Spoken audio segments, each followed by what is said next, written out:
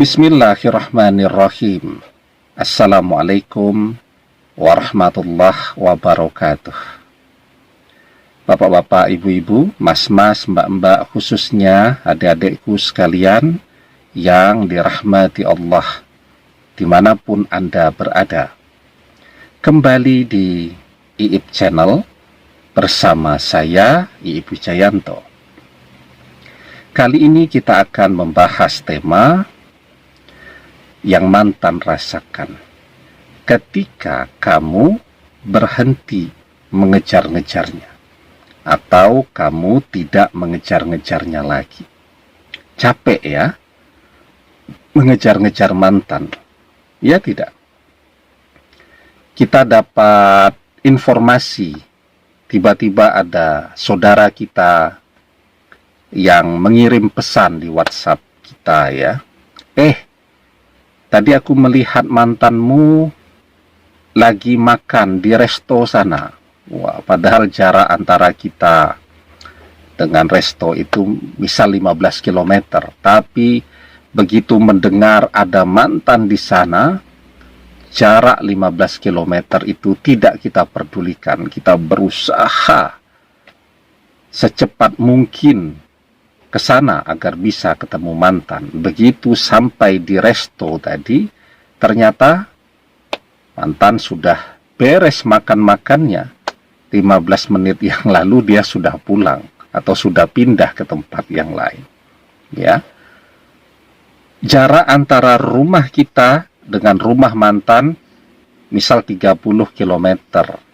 Untuk bisa sampai ke rumah mantan harus melewati 2 kabupaten misalnya. Kita tidak pedulikan jarak. Kita datang ke rumah mantan membawa oleh-oleh ya. Begitu kita sampai di rumah mantan, belum sempat membuka gerbang, tetangganya sudah datang dan bilang bahwa mantan tidak ada di rumah. Ya, padahal kita lihat sepeda motornya ada, mobilnya ada, tapi tetangganya ya yang mungkin sudah dipesankan kalau melihat kita mendekat, tolong bilang mantan sedang tidak di rumah atau mantan sedang keluar kota dan seterusnya. Ya. Ya, akhirnya oleh-olehnya kita titip saja kepada tetangganya. Akhirnya yang makan tetangganya. Ya, kita berusaha ke tempat mantan kerja. Mantan selalu menghindari kita.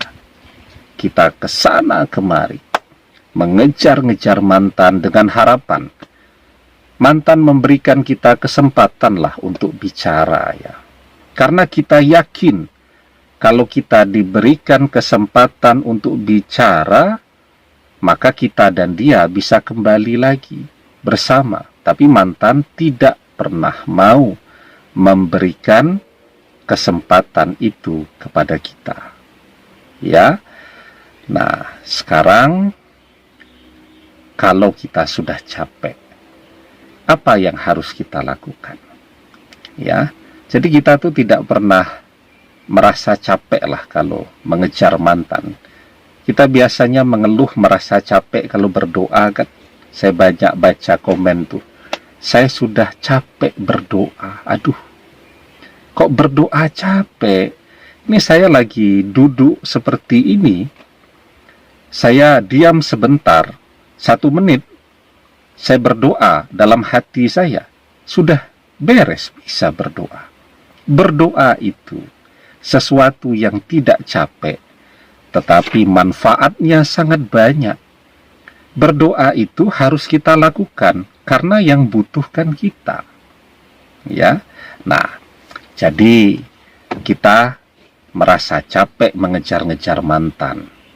Dan mantan semakin menjauh. Mantan semakin tidak tersentuh. Apa yang harus kita lakukan sekarang? Ya. Berhenti mengejar-ngejar mantan. Lah kalau kita berhenti mengejar-ngejar mantan, Terus bagaimana caranya mantan bisa kembali kepada kita? Wong dikejar-kejar saja malah tambah jauh. Ya, lah kan kita belum pernah mencoba. Kita sudah mencoba nih mengejar-ngejar mantan, dia tambah jauh, dia tambah membenci kita. Kita belum pernah kan mencoba berhenti mengejar-ngejar mantan. Kita lihat apa yang akan terjadi nanti. Ya, apakah mantan tetap tambah menjauh? Ya, atau kemungkinan yang kedua, mantan justru yang akan datang mendekat. Ya, nah, sebelum kita bahas lagi lebih jauh, jangan lupa yang belum subscribe untuk memencet tombol subscribe dan menyalakan lonceng notifikasi agar Anda selalu mendapatkan pemberitahuan video-video terbaru dari channel kesayangan kita ini. Dengan subscribe, doa-doa kita selalu terhubung, sehingga kita selalu bisa berdoa bersama-sama, ya. Saya juga ingin menyapa seluruhnya adik-adikku sekalian yang ada di seluruh penjuru tanah air Indonesia, yang di Pulau Sumatera, Pulau Jawa, Kalimantan, Sulawesi, Nusa Tenggara, dan seluruhnya. Juga adik-adikku sekalian yang ada di luar negeri, ya, di Malaysia, di Singapura, di Thailand, di Brunei Darussalam, ya, kemudian di Taiwan, di Hong Kong, di Uni Emirat Arab, di Saudi Arabia, dan seluruhnya. Semoga kabarnya baik selalu, dan semoga Allah berikan jalan untuk bisa kembali bersama dengan orang yang Anda cintai, Anda sayangi, dan Anda rindukan selalu. Amin. Nah, kita sudah mencoba nih mengejar-ngejar mantan, dan mantan semakin jauh. Yang belum pernah kita coba adalah berhenti mengejar-ngejar mantan. Apa yang mantan rasakan? Maka ketika mantan ini sedang tidak mau diganggu, mantan ini sedang benci-bencinya dengan kita, ya, dan kita kejar. Apa yang dia rasakan? Ya, dia semakin benci kepada kita. Wong orang sedang tidak menginginkan kita, dan kita berusaha masuk ke dalam kehidupannya. Apalagi kita datang misal jam 1 siang, hari Minggu misal. Waktunya dia mau tidur siang, dia mau istirahat karena dari Senin sampai hari Sabtu dia bekerja. Kita datang, kan dia merasa terganggu. Yang terjadi apa? Dia semakin marah, semakin membenci kita. Dia mau tidur malam hari, kita miss call terus. Apakah kemudian telepon kita diangkat? Kan tidak, malah nomor kita yang baru dia blokir. Nah, jadi itu. Ketika orang sedang mau sendiri, yang harus kita lakukan, beri kesempatan dia untuk sendiri. Ya, ketika orang sedang mau menjauh, apa yang harus kita lakukan? Beri kesempatan dia untuk menjauh. Karena dalam jauh itulah orang akan kemudian mulai merasa rindu dan merasa butuh. Bagaimana mantan bisa rindu, bisa butuh kepada kita? Wong tiap hari kita nongol terus. Tidak akan ada rasa kangen dalam hatinya. Tapi ketika dia menjauh dan kita berikan kesempatan kepada dia untuk menjauh, maka disitulah kesempatan kemarahannya akan reda, kebenciannya akan sirna, rasa rindu di dalam hatinya akan tumbuh lagi, karena kita tidak muncul di dalam hidupnya. Ya, nah, itu yang mantan rasakan. Jadi ya, ketika kita berhenti mengejar-ngejar mantan.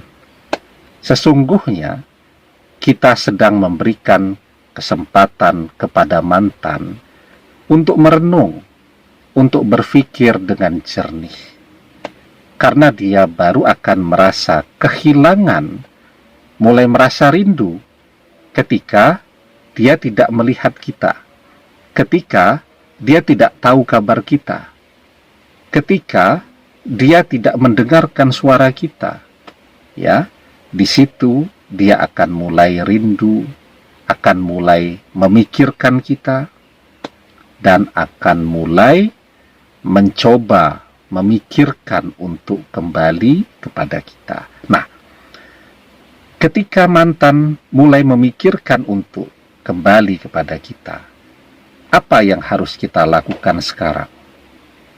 Kita berdoa agar doa kita ini menjadi terkabul. Maka doa itu ya ibaratnya sebuah rumah. Fondasinya adalah ibadah. Ya. Nah, kita beribadah agar kita dekat kepada Allah. Ya. Agar apapun yang Allah berikan kepada kita itu adalah yang terbaik untuk kita dunia akhirat. Maka di dalam surat An-Nahl ayat ke-96 kita diajarkan, ma indakum yanfadu wa ma indallahi baki walanadziyana allazina sabaru ajrahum bi ahsani makanu ya'malun.